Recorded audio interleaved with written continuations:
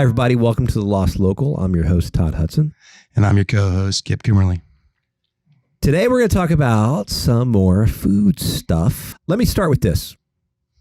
Did you know the United States imports? Now, these numbers are like 2016 because we have a hard time. We can't give you 2019 numbers because it's just now 2020, et cetera, et cetera. So we're kind of working our way around here. The United States imports 350 pounds of food per person per year. And that number is also increasing. All right. Now, let me give you some numbers. 330 million people in the United States. 350 pounds of food imported. 365 days a year. 64 and a quarter, however you want to call it. Roughly 1 pound of food per day per person in the United States. Okay. Why is that crazy? Well, when was the last time you had a 3-pound bowl of cereal? Anybody?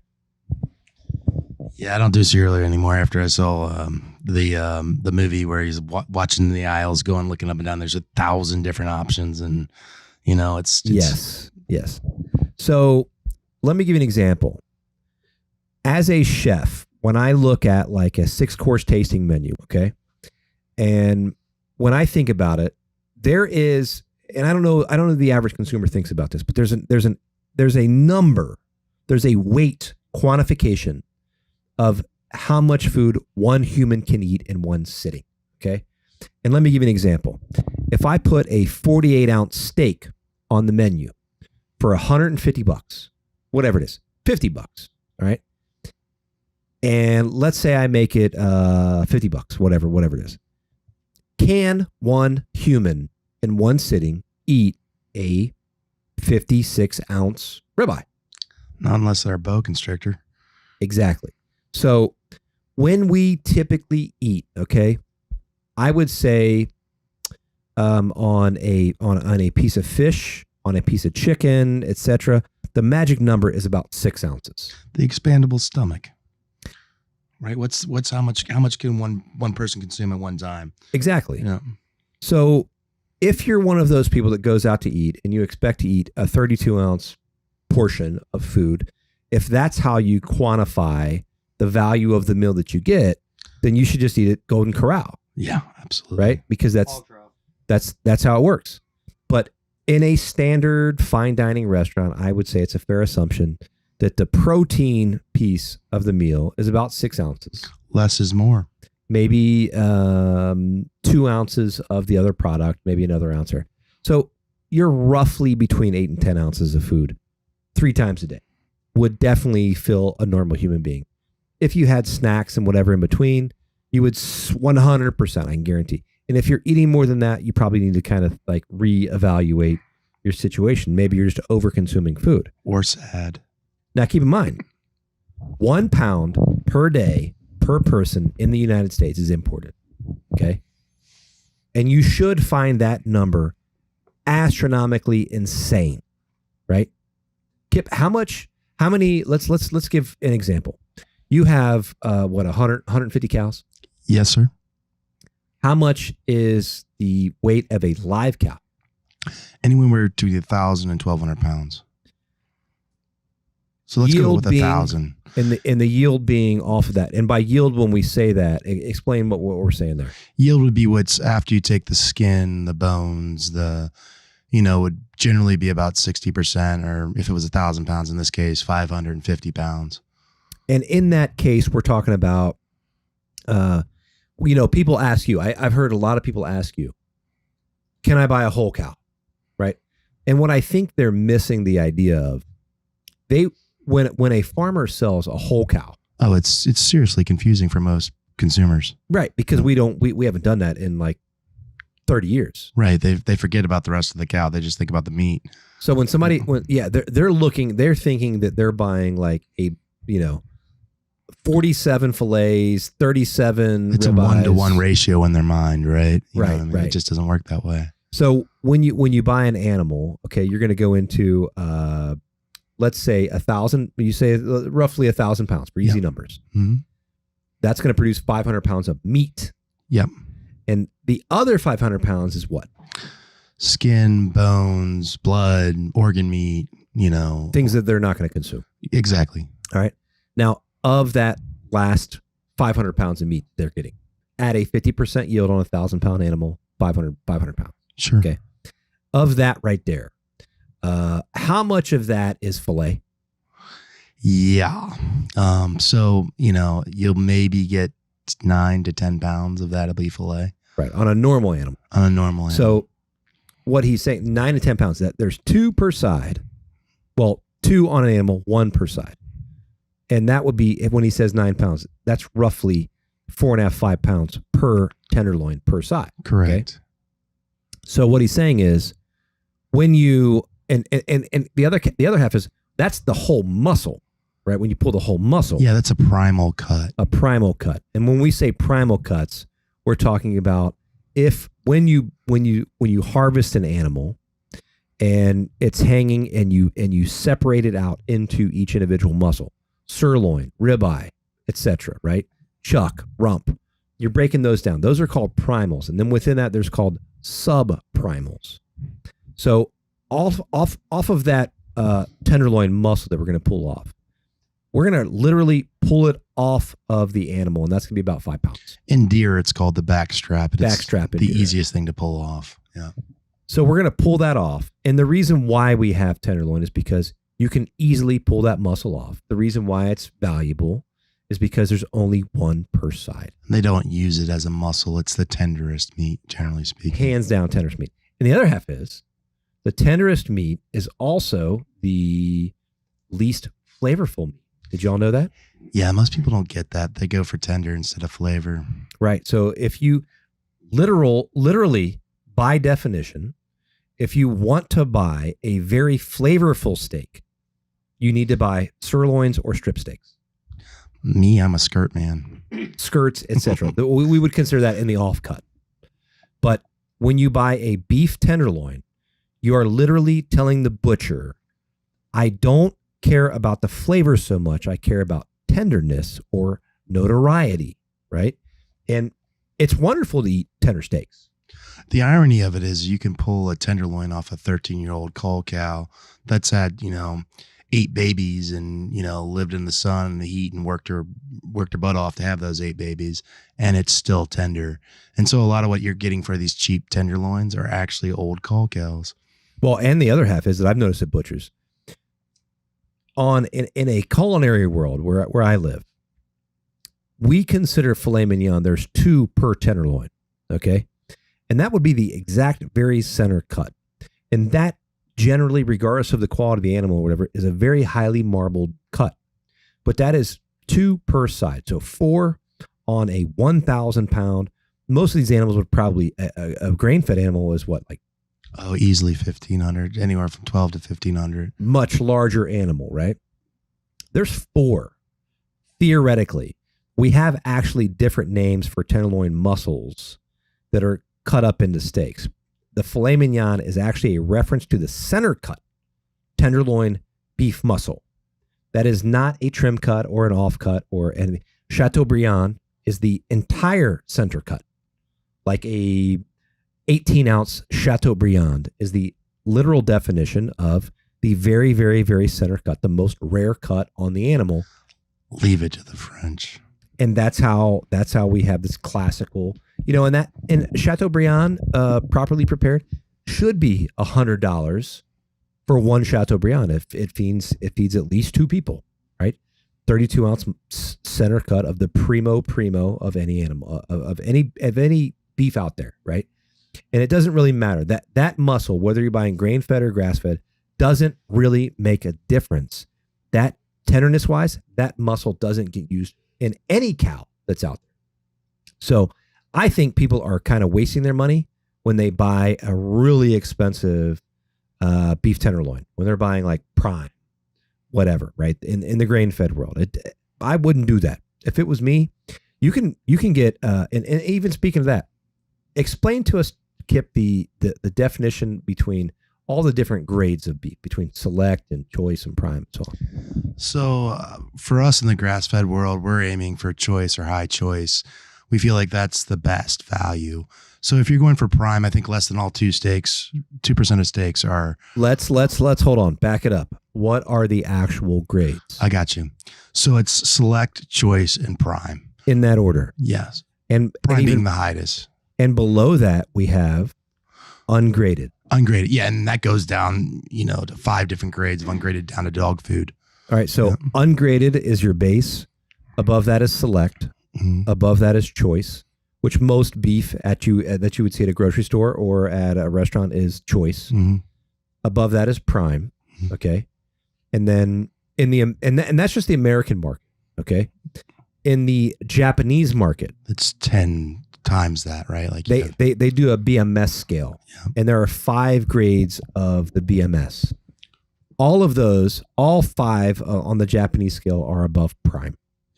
So the reason why you go to a restaurant and you see, and here's an easy way to see it. When you go to, I went to Waffle House. This is probably 6 months ago, and it was at night. And let me just throw it out there. I love Waffle House. I don't give a shit what you say. I love Waffle House. It's a great restaurant. I know everyone in there. I got a good one by my house. I go in there and this gal orders a ribeye, which I think is $8.95 for a ribeye. Okay. On the Waffle House menu. This thing is literally thinner than your pinky. It might be a 1/4 inch. And the gal ordered it, and she ordered it medium rare. Let me just explain. Number one, you're at Waffle House and you're ordering a ribeye for $8.95, medium rare. We know damn well. I mean, you can figure out what the cost of the meat is because you go to grocery stores, whatever. You should be cognizant of the cost of the meat. And this lady orders this. Literally. I mean, it's I don't know what's a good, like it's thinner than your cell phone. And she orders it medium rare. And, of course, the guy throws it in the pan, flip, puts it on a plate. By the time she eats it, she gets it and it's like medium well. Well, yeah, because there's not a lot of room for error on that one there. And I'm sitting next to her and I'm a chef and I own a restaurant. I'm kind of like, check yourself, bitch. Honestly, that's one I had to learn the hard way too, especially on grass-fed, as lean as it is. To cut it thicker means a better eating experience. Absolutely. Absolutely. I think the thicker the cut, the better. You've got more of a window of opportunity on your steak. If you want it rare, medium, etc., the thicker the steak, the more of the window that you have. And beef really works that way, that like as you bring that temperature up, when you set it out and it's room temperature, and by that I mean 68, 70 degrees, let that dude sit out for like 12 hours before you put it on the grill, right? And that seems odd. And people are our culture is so afraid of contamination and bacteria and blah, blah, blah. That's probably what makes us sick, because we never get exposed. The pendulum has swung so far on chlorinating and bleaching and all this bullshit, right? In this case, though, it's not, you don't have I'm not saying leave a steak sit out for like 10 days. It is a muscle. So as it gets to room temperature, it relaxes. The tissue opens up. It accepts the seasoning that you've put on it, and it's ready to be grilled. If you pull it out of the fridge and it's a muscle, so it's going to tense up. It's going to be a tougher cut. I mean, if you think about all these animals go through to provide this protein for you, and then it's sacrilegious to me to not treat it 100% in the best way and make it an experience. So here's the idea behind why that science makes sense. When you pull out ground beef, okay, as an example, you buy some ground beef. Think of this like a Swiss cheese has all those holes in it. Imagine like 500 holes on a 2-inch diameter disc. The way that we make ground beef is that we push the meat through those discs with 500 holes on a 2-inch disc. So we're talking about very perforated, highly perforated, sharp edges that we push meat through. That's how you get those little, I don't have a better word to say other than like worm. Yeah. Rope. It's right? Trim, right? They're when they're trimming down the steaks and they're trimming down the chuck and the roast and everything else, there's byproduct. In order to clean up that product, that there's byproduct, and it looks like stew meat or, little pieces of fat. Well, these people may not recognize stew meat, but what we're saying is when you break an animal down, a fair chunk of it is fat and offcuts. Like, no one's looking for the very top shoulder piece of a cow. They're looking for whole muscles because, truthfully, that's because what we've been told. It doesn't mean anything about whether that cut is better or worse. You have been marketed to and you've been sold a bag of bullshit, in my opinion. Now, when people come in and they say, well, is that beef 70-30, 80-20 on ground beef? We've referenced that, okay? And the magic number is 80-20 on most ground beef. And people think, people come to me and they say, well, we only buy 100% ground round. We only buy 100% ground this or 100% ground short rib. Okay. Here's the reality of it. No butcher is separating out the fat that is worth nothing in the real world. They're not separating that out when they slaughter that animal. They're putting all the fat in that mix and they're taking the whole muscle and they're running it through. And most of the time when they're selling ground beef, that's literally the only reason why the farmer is doing that. The guy that raised the animal like Kip, the only reason why they're doing that is because no one walks in his door and goes, hey man, I need 150 pounds of rump roast. Exactly. Or lard or right. Yeah. No one eats that shit anymore. Our grandmas used to do that, but nobody does it. Everyone goes in, really, no one really even knows the damn cuts anymore.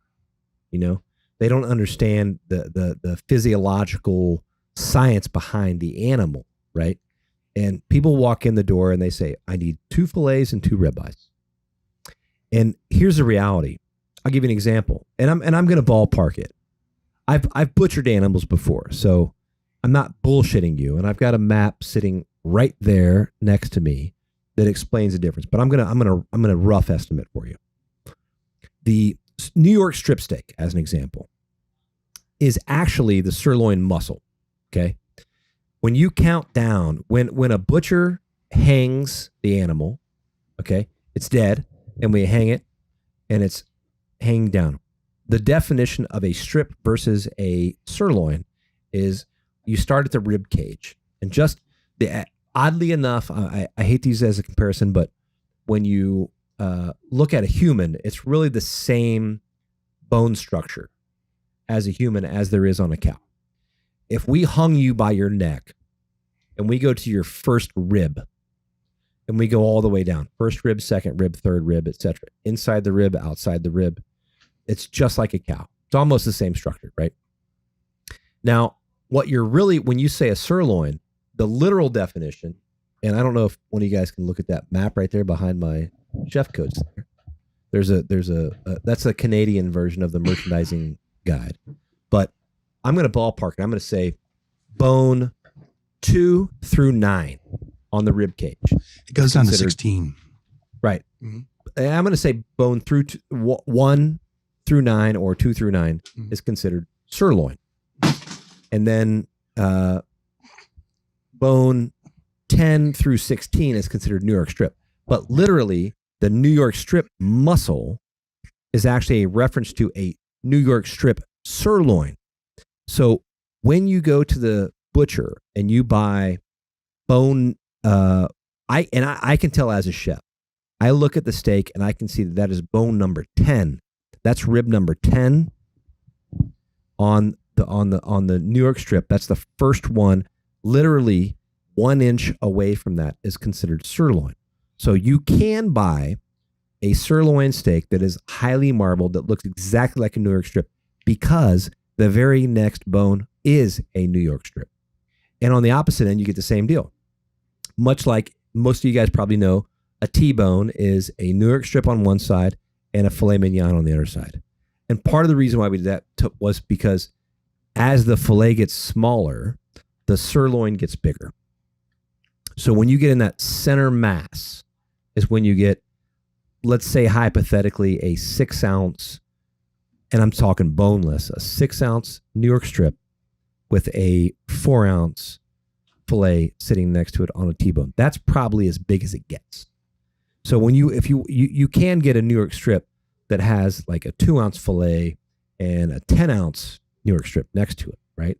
But literally the very next bone is going to be almost no filet mignon and technically a sirloin. So there's all these cuts that people really don't really get hip to. People don't buy sirloin. We put it on the menu. We've ran it like 100 times. No one really follows it. No one gives a shit about it. But I sell New York strips like it's going out of style, and boneless, skinless chicken breast, man. Exactly. And what he's saying is we used to raise our own beef and we would bring everything in. All of our steaks were done on the bone. And at that point they were all bone in. So people, what I got away from was that people would order like a medium T-bone. Okay. And they would send it back because next to the bone, it was more medium rare. And on the outside, it was more medium. Okay. That's how it works when you're next to a bone. I don't cook the bone to heat the steak. It just doesn't work that way. Right.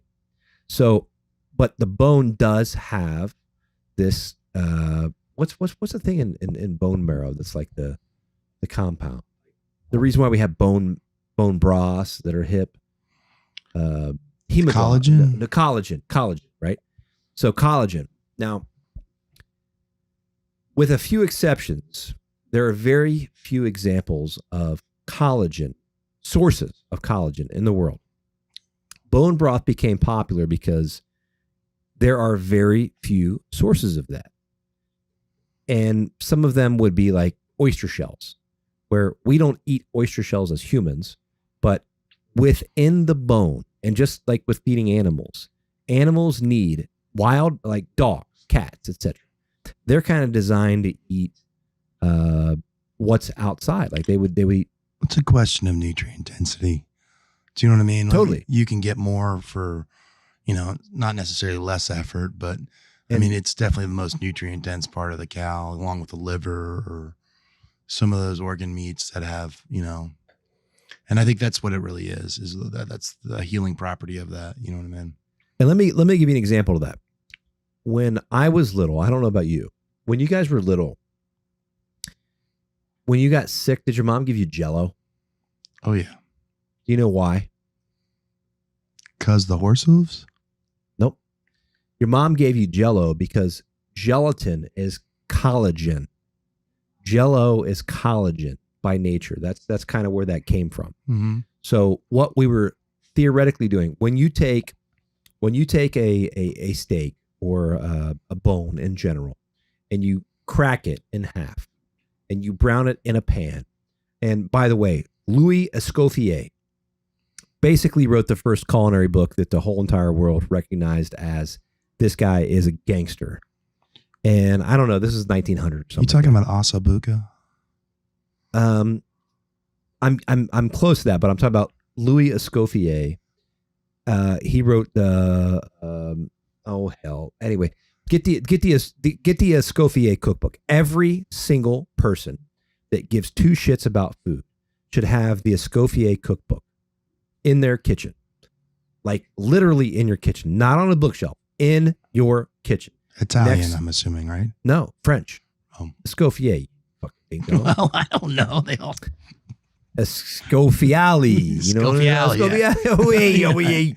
All I know is I like the Italian stuff. I mean, I do too, but this dude kind of does that. But when you break those bones open and you brown them down, his description of how you make stock, how you make broth versus stock is magnificent. But what he's talking about is inside the bone, there's this collagen. And I don't know if it's like straight omega-3s or something crazy like that, but he's pulling that out. And it happens actually under cold water, but you brown it for flavor. You pull the collagen out under a broth of water, and you simmer that, and you don't let it boil. As you heat it, all of the bullshit comes to the surface. Scum comes to the surface. Skim. And they used to have this triangle shaped spoon. I've never seen it, but I have my grandma's, and I have this triangle shaped like rubber spoon, and it's for skimming the surface, right? And when you're making these bone broths and whatnot, you need to skim all the shit off the top, but do not let it boil, because when it boils, all of that scum that's on the surface, as it's boiling, just gets broken up into pieces, and it goes down to the bottom, and it has this like ovular shaped cycle between the bottom of the pan and the top of the pan. Okay. So you skim all that off. You take a napkin and you keep pressing it on the top, and you do all those things, and you keep pulling that scum off there. And the ideal broth, okay, broth by definition is just bone. And poor people food. So take your broth by Louis Escoffier's definition is clear. Okay. So if your broth has sediment to it, it is not broth well made in his opinion. I mean, aren't they calling it consomme, or they have a different name for it than we do, than bone broth, right? It's been around for ages. So stock is the addition of vegetables to the broth. Okay. And all of this process, keep in mind, you have to brown it for it to make any flavor. All right. And that's the idea, is that you're extracting the collagen from the bone, right? When you take that broth, and we see it, and we buy like, let's say bone broth from your shop, Kip. We buy your broth, and the way that you know it's really broth versus chemicals, when you cook it down, it then becomes what we call demi-glace. And when you have demi-glace, that is a thick, it's a thicker broth, but what it really is, when you refrigerate it, it becomes gel. Okay? It's gelatinous. It's not liquid. It's not gas. It's not air. It is a gel, which I think is actually some kind of like science. Am I right, Al? Do you know? So when we talk about demi-glace, we're talking about a thickened. It's not actually, I shouldn't say it. It's not a thickened by an ulterior motive. It's not thickened. It's a reduced stuff. There's no addition. And at some point there, that stuff is going to get thick. That is gel. Okay. When you extract that, if you don't brown the meat beforehand, and you pull that out, gelatinous, jello, you follow? Collagen, you follow what I'm saying? That is all the same thing. Jello is unflavored gelatin. That is reduction of what is on the interior of animals' bones as it naturally occurs. But we do have vegetarian versions now. I have no idea where that comes from. Probably thickened seaweed. I don't know. Chemicals are probably involved or something. But the natural derivative of Jell-O is that. And let me clarify. The big deal is that substance that's inside of an animal's bone essentially only exists inside of an animal's bone. Collagen is only inside animals' bone. It does not come from vegetables on any level. So when you see people that are anemic, or they look like they have cancer or whatever, and they give them Jell-O and whatnot, that's probably a sign. Like they're, we Kip and I, even though he raises beef and I'm a chef, we are not beating the Bible down and telling you guys you got to eat tons of meat. That is not what we're saying here. Not even close. The reality of it is that we're looking for nutrition, right? We're looking for my customers anyways. We get a lot of customers that by the time they come to us, they're so messed up, they're sick, they're unhealthy, and they're looking for a better way. And there's really two magic bullets that I have for them as far as for what I do. And that would be the bone broth and the organ meats. And they can't get any more nutrition than that. And I've actually seen it heal people.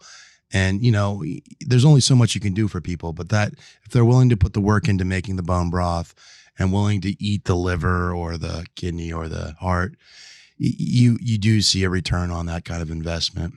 Well, here's the thing about like when you make even in the world of professional kitchens, when people buy meat, okay, number one, you should buy your meat on the bone. You should buy whole chickens, and as an example, you save $4 a pound buying whole chickens. Okay, Easily.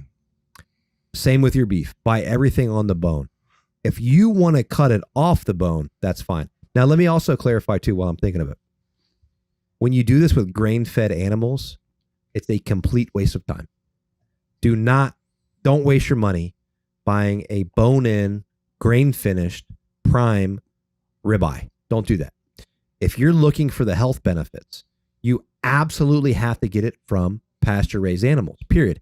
You're wasting your time. If you like, when you go to the store, when you see bone broth or whatever bullshit they're trying to sell you, if it doesn't come from grass-fed, pasture-raised animals, which you probably can't tell because there's so much marketing bullshit involved. Absolutely. I mean, even the powdered bone broth that they sell now. Totally. I mean, it has nothing to do. There's living things going on there. You know what I mean? There's no reason why you can't buy grass-fed beef, buy it on the bone, take those bones, cut your steak off of it, or cook it on the steak. And what my wife and I do, we cook a chicken, we cook steak, we cook it on the bone. We eat it. We take the bones that are left over from the kids and from us and whatever, and we throw that in a pot right on the spot. And I put it on low, and I just brown it. And I put a little butter in there, and I brown it on that or lard or what have you. And then I cover it with water, and I cut the heat off, and I let it cook overnight. Cover it with water, and you come back the next day. If you've browned all that meat off, don't season it. Don't do your veggies. Don't do any of the other shit. You don't have to do that. Biggest mistake I made when I initially tried making bone broth was not browning it. Totally. And then you get this kind of raw meat taste, and it's gross. kind of gross. Yeah, it's gross. And it doesn't have the color. It doesn't have the smell. It doesn't have any of this shit that we think about, like French onion soup. That's essentially beef broth. What is consomme exactly? Because I was always, they show these pictures of like, on the sea passage over to Ellis Island, they were serving, this is for the rich folks, not for the third class part, but they're serving consomme. And I always thought that was bone broth. I don't know that consomme, I think consomme is reconstituted would be my presumption, but I can't guarantee that that's the case, stuff that we're creating, right? It's gelatinous. I mean, it doesn't pour out like a liquid. It's like almost like a Jello. It's supposed to be Jello. That's where we got Jello. So that's how we got to, when you're sick, we give you Jello. Chicken noodle soup is another part. Well, and the same thing that we're giving you gelatinous material, okay, because that's high in amino acids. What I love about this whole thing is that it really is poor people food, right? We've got these guys coming in and they're buying, fillets and strips and whatever. We have a couple really savvy customers that come in and they're eating very low on the cost food scale, but they're getting the most nutrition. 100%. And you can make all your sauces. You can add reduced beef stock to your butter and make a banging steak sauce. You can make all kinds of shit off of the byproduct of just having the animal, the muscle tissue on the bone. Between the two of them, you can get like 3 meals. Who's most in tune with it that I've noticed is we get a lot of people from Asia or from Africa, and those are the ones that are picking out the organ meats and the bone. And and that to me, they know what they're getting. They actually really understand value. Yeah. Well, okay. So, we had a little piece on the beef there. Let's go into an example of seafood. Who wants to talk about seafood? I'll offer what I can here. How about you, Al? How much seafood in the United States is imported off the top of your head? What would you guess? Like when you go into a restaurant, let me give you an example. Okay. When you go into a restaurant and it says coconut shrimp or what have you, do you make the assumption that is not from like Thailand, or do you? Or even that it's labeled correctly, right? I'm going to say that 70% is imported. It's 90%. 90% is imported. Okay. Yeah, but so when you go to certain, particularly chain restaurants, when you go to chain restaurants and you see salmon, tuna, shrimp, right, as your three top species, I think. When you get tuna, like particularly raw tuna at let's say a chain restaurant, are you assuming that is like sushi grade? He literally just cheers his microphone on his glass.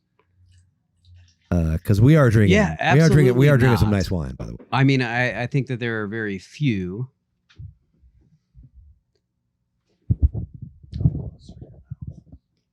I think there are very few sushi grade Now, let me just ask you, what is tuna sushi grade? suppliers. What is sushi grade? I think that means that when you can basically cut it straight off and eat it without any other preparation method. Is that a legal definition or? I don't know the answer to that. I would assume that it's a marketing. So if me and you went out to North Carolina and we caught a tuna and we go back in and eat it, is that sushi grade? So I bet you that there's some level of certification like piece that needs So to who- go who- with that. So who gets certified? The guy serving it, the guy catching it. No, I would say it's the person selling it, right? All right. So who is getting certified there? Anybody? In the example of us going to catch something, probably nobody, right? But in the example of trying to sell it to a restaurant, yeah. then I would say, I'd say that it is the person that has purchased it from the actual fisherman, and then they are either going to figure out whether it needs to be certified and will demand a higher value. Would you like to know the answer to Yeah, that I question? would. Well, and again, let me clarify. This is my opinion as a chef, because I've asked this question like 10,000 times to everyone that tries to sell me seafood. But here's what it is. Number one, sushi quality is completely undefined. Completely undefined. The United States government does not have a definition of sushi grade versus whatever. We don't have that. We don't even have fresh versus frozen. We don't have that legally defined. We do not have sour cream defined as coming from a cow that's cream that has been turned sour. We don't have that. We don't have that. We were talking earlier about Coke, right? What if we called it what it really is, right? High fructose corn syrup, carbonated water, da da da da da. If we called it that and you could get rid of the name, not a lot of people would buy it. So sushi, to me, sushi grade. Number one, the quality of the water that it comes out of. If the water is, let's say, I don't know, what was the Deepwater Horizon BP oil spill, like 2008, maybe something like that. Right? It's been a minute. I don't think it was 2008 though. I think It was Bush administration. I know that. it was. 6, 4, something. Well, anyway, in that case, could you have an oil spill where the oil is seeping through the bottom of the ocean into a bay, and then catch grouper and then call it sushi grade? In America? In America, right? So Yeah, the Japanese don't mess around though, man. Their markets are a little different. I'm talking about in America. In America, Japanese have a whole different world. We are the suckers of the world. Well, yeah, we like the story. We like the marketing. We call it sushi, but is it really sushi? Is it really Chinese food? Is it really Americanized Chinese food? Well, we're actually, no offense to all my brother Americans, sisters, but we're actually the dumbest people on the planet. Probably, Stop, when it comes dude. to food. I'm not gonna. Nope, we're not doing that. When it comes to food, we're the No. dumbest. Because when someone comes in and they say it's sushi grade tuna, that's all they need to know. The question is, what does that mean? And I can tell you this, no one knows the answer. I have an idea what the answer is. And here's what it is. Quality of the water that the fish comes out of. Okay. The fish comes out of dirty ass water. You should not consume it. It has raw petroleum. It has chemicals that if it comes from a pond, if it's in a pond that you have to add chemicals to, like let's say theoretically chlorine to the water, is that sushi grade? Absolutely not. Can someone tell you it's sushi grade? Yes, they can. There is no legal definition of sushi grade. Okay. Now, when a quality fish purveyor tells you it's sushi grade, the general reference being two different things. One, the water is clean where the fish comes from. Number two, the fish does not have parasites automatically living in it while it's raw. And as an example, you don't really see halibut as a raw sushi grade sushi item. The reason why is because halibut can have worms in it while it's alive. It has worms living in its flesh while it swims around. Okay. And I know this is gross, but those worms do not show themselves for about 3 or 4 days. So, when we buy from a really high quality fish purveyor, I bought halibut for like 5 years and never saw it. I bought halibut from another guy and it came in and like the second day it started having worms, that little baby worms. It was really odd, right?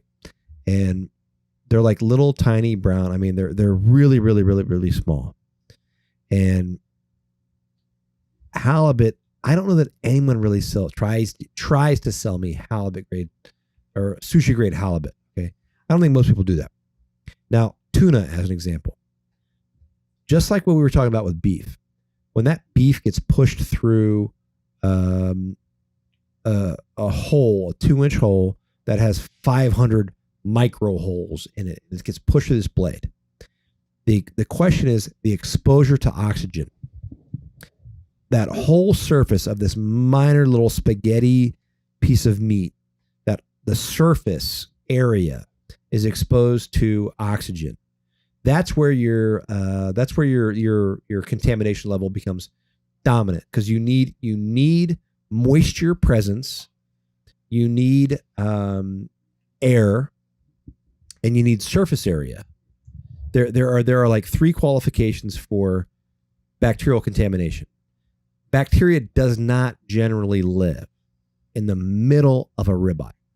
So when you cook a ribeye, if you cook the exterior of the ribeye, you can cook it at any temperature you want. You can cook it rare.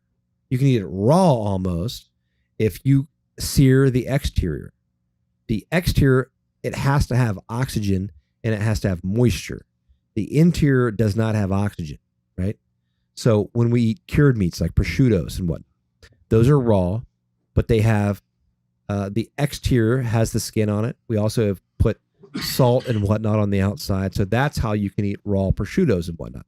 Salmon, sushi grade salmon, tunas, etc. That's kind of the same concept. But the other catch is, don't they also have beneficial bacteria that are breaking, like in a salami or something like that? They have beneficial bacteria that break down. Yeah, there's added bacteria and molds that create a fermentation. Like a traditional salami is fermented. Yeah. So what we think of like store-bought pepperoni is not exactly that, but traditionally that is a long process. There's a mold involved. There's bacteria involved. There's all that other stuff involved. There are beneficial bacteria. There basically is a ton of beneficial stuff going on with that. When you're talking about fish, though, when I'm listening to it, I'm thinking, I should buy whole fish. I shouldn't buy fillets. I should buy and fillet them myself, or because the chance of bacterial exposure to a whole fish is probably less, right? Well, and the shelf life is longer, but I can tell you this too, that most places do not provide that option. A lot of places don't provide fresh fish either way. So here's my thing about fish. Tuna grade, we can buy sushi grade tuna all day for like $4. It's like a joke. It's color added tuna. It looks like this perfect. It's what you see at chain restaurants. You're talking about like a Cisco product. Yeah. I mean, it's like a standardized, and I don't even want to say Cisco. All of them do the same thing. It comes in a block. There's no bloodline. There's color added, the whole deal, right? and they sell it as sushi grade blocks, right? And there's a term for it, which I forget offhand. Why they're calling it sushi grade is because it's been frozen, all right?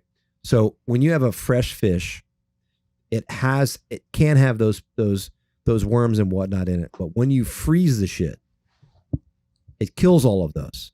There will be no worms that survive after the freezing. So can you call it sushi grade? Yes, you can. But what that really means, the number one way to call it sushi grade is called freeze it. Put it in the freezer. Deep freeze it. That makes it sushi grade. On 99% of the menus that you see in the United States, that's what they really mean. And what's the Japanese version of that? The Japanese version is entirely different. That they go to a fish market, much like you go to you've been to beef markets, right? Where you go pick a cow out and whatever, and you're gonna raise the thing the rest of the while. But in Japan, they're buying fish that they caught, and they take a plug, and like tuna as an example, and they have this little like the diameter of a wine cork almost, and they put a plug in it and they pull it out, and the chefs and the fish purveyors are looking at that and they're judging whether they call that the way that they call it is effectively all tuna is sushi grade. Okay. Because it's a large fish. These are old fish. They're much older. These fish are going like, I don't know, 100 miles an hour. They eat smaller fish. They're really deep in the water. Right? They're predators, man. I mean, that's why tuna is very popular. And like, there's not a lot of shit out there that can eat a tuna. They can't catch a tuna. It's hard to catch a tuna. All right. So when they take this plug, what they're doing is they're calling it number 1, number 2, 2+, 2-, et cetera, et cetera. And they're not really even saying 1 is better than 2. They're not saying that. What they're saying is 1 is for raw applications. That this tuna came in at a number 1 tuna. Comes in. There's no reason to cook it. The best of the best. It's the best of the best. A 2+, you can use raw or you can sear it. A 2, yeah, it's fine. Or like a 2G or whatever they call the other grade, right? And it's kind of like the beef grading system. But except they're not, and it kind of is a marbling situation.